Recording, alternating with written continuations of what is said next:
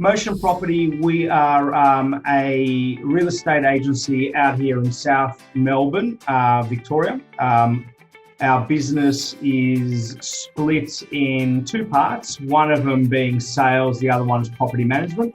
The sales division, we focus primarily on new developments in the off-the-plan apartment space and house and land in the outer suburbs of Melbourne. Yeah, that's what we do. Perfect. And what were you worried about before signing up with us, and what ultimately got you across the line? Yeah, so the big aspect to the digital pipeline and what you were providing was to be able to essentially we were doing a little bit of the advertising ourselves. So we were promoting on Facebook and Instagram ourselves, but it just took a lot of our time up, and it's very hard to get a real feel on a campaign at any one time. We felt like we were wasting money. We have gone with other marketing groups in the past that were providing us with leads, but the big push and the big reason we sort of went with you guys is that you did do some of the filtering process for us. So that did help in terms of not wasting a hell of a lot of time with our sales consultants, chasing leads up, following up, and so forth. So that was the real push. And obviously the quality of leads in the past, the ones that we have received through other marketing groups, were a real mixed bag. So that was the other reason we decided to go with you guys. Yeah, cool. So in terms of the results, so we've obviously got two funnels running. One has been running, I think we might be in the third month, where the other one is 3 weeks in. Top level, can you talk us through the numbers and what the results have been to date? Yeah, so fantastic in terms of the number of leads produced. So every day we're getting booked appointments coming from your side. We've got 2 sales consultants running on them at the moment in terms of the house and land initiative. So in terms of those leads that are coming through, that's been fantastic. I think that we're sort of on about 4 or 5 deals so far. We've probably got a dozen, if not 2 dozen, warm prospects that we're working on continuously. So the real benefit of especially the house and land campaign that we're running is that there's a bit more predictability now. We know that if we're going to spend X, we'll get a certain number of leads coming through, and eventually that will result in a number of sales. So that's systemized our process a lot more. So now we can take on more staff, knowing that there's an equation running in the background that we can rely on. So that's been great. The other campaign, which is the new apartments, in inner city apartments, that's been running for about 3 weeks. And again, we're seeing similar results in terms of the number of leads coming through. We've just started that campaign over Christmas, so things are obviously a little bit slower because of the time of the year. But again, we've done 1 deal that was this week, and we've got 2 or 3 others on the books as well. So we'll be looking at potentially ramping up that new apartment and off the plan space as well, with potentially another campaign, and run 3 campaigns at the same time. Great, that's awesome. Cool. So if you had to sum up working with us in 10 words, not tricky, what would you say? I think predictability in terms of the leads coming in is great. Yeah. There's an efficient process in the back end on your end. So obviously dealing with you and Tam has been fantastic. So very responsive. You're very open to feedback in terms of how we're calling, who we're calling, if anything needs to be changed. And I think you're relatively agile as well. So if we do need to change around something in terms of price points or areas, that's something you jump on as well. So I think that all in all has been very refreshing in terms of lead generation in this space. Yeah, cool, great.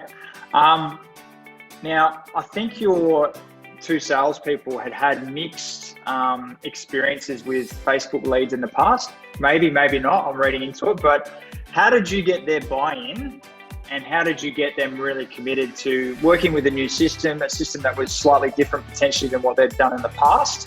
If you can talk through that, I think people will find that useful.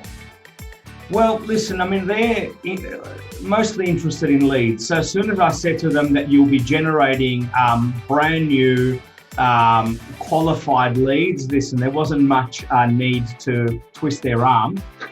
So I think any sales consultant, if you can say to them, I'm going to get you a fresh stream of qualified leads, they're all over it. So that wasn't really an issue for them. That wasn't terribly difficult.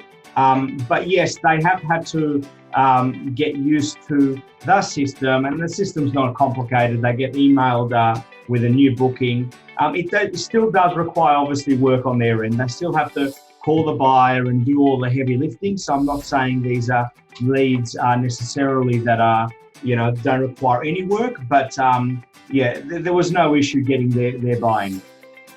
Cool. And for someone who's about to start working with us potentially, has there been something you've changed from your end in terms of how you work with these leads that you didn't necessarily do from the start, but you've made over the last couple of months that you think would be good for people to know about?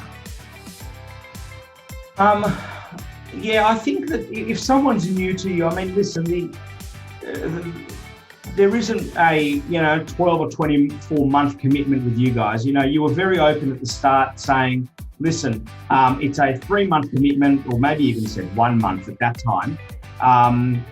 And the results will be there. So I think there's very, the risk reward is very low. You're paying an amount, you will get those initial leads coming through. And for some reason, if it doesn't work out, there's very little risk in that. So I don't see any issue in that space. Have we done anything majorly different? No, other than the fact that I think the leads have been more qualified than before. And it means that the sales consultants have to chase up less and less. And that really frees up a bit of their time. Yeah, perfect. And was there anything you're worried about? Because obviously you guys were doing it yourself, outsourcing the marketing. Were there any concerns about outsourcing that part of your business, that came up in the internal discussions? No. That's not good. Really. No. I wasn't sure. I mean, we didn't have a major issue with that, but obviously, maybe some people would have that they lose a bit of control of the buyers. But at the end of the day, we've got full control over the contacts. We've got all their details, name, numbers, previous contacts. So we essentially own those buyers going forward. So that we don't lose anything on that end. Yeah, cool. So you're a guy with your finger on the pulse. Like, what do you think in 2021 for people in your space down in Victoria or even across Australia? Where do you think are the big opportunities for people selling off the plan in 2021? I still think that there's a fairly big demand in that house and land space. So I think definitely now there was obviously big government incentives. They've sort of scaled that back for the first 3 months anyway, but that's still a really good incentive going forward. And I think there's going to be a lot of people after 2020 who are adjusting a little bit of where they're at in life, and that has potentially pushed forward some of their decisions. And I think you will get a lot of potentially downsizers moving out of their big house, moving into something smaller. Obviously, your first home buyers, it's a little bit easier for them to buy. And I also think there's now some fairly good stamp duty savings, specifically in Victoria, that's going to push a lot of buyers through. So I think there's going to be a few transactions happening in 2021, it couldn't be any worse than 2020, hopefully, fingers crossed. And with COVID, it was awful for a number of reasons, but some of the positives were that it forced people to make decisions in their businesses that they might have been holding back on. Are you guys doing anything fundamentally different now because of COVID than you were, say, in November, December 2019? Yeah, I think the benefit for us is that we've been able to, use COVID to really set and book appointments. So instead of before where people were just rocking up to appointments without them doing a proper booking, and it's really helped us. We say now, we've got to actually book you in because there's a limited number. We can't just have you roaming around. We've actually found that a real benefit, that people are now more committed and will be accepting to understanding that, yes, you book in, we give your name and details. So that's really helped us. So out of everything, I think that understanding that, yes, you need to book in, you can't just sort of attend things willy-nilly, has helped. So that I think going forward will be a plus. Yeah, it's a good point. Yeah, data and obviously more commitment. Awesome, Ariel. Last question. Anything to add to someone who's maybe sitting on the fence? Shouldn't I do something with the digital pipeline? Any last words that you think would help them? Yeah, no, listen, as I said before, I think there's a very low amount of risk. To trial you guys out for 3 months and let you guys deliver on the results. I think that you'll say this to yourself, you back yourselves in. And we found that as well. And now the real benefit to us, I think we've found a long-term partner that we can really just put all our marketing and advertising initiatives in the one space and not have it with 2 or 3 other agencies and have some internal and all that kind of stuff. So definitely, I think that we've gotten lucky because there are a lot of advertising and marketing companies, and it does take a while to find the right one. So we're pleased on our end. Great, that's awesome, Ariel. Thank you so much for the kind words. No problem. We love working with you guys, and can't wait to see what's around the corner.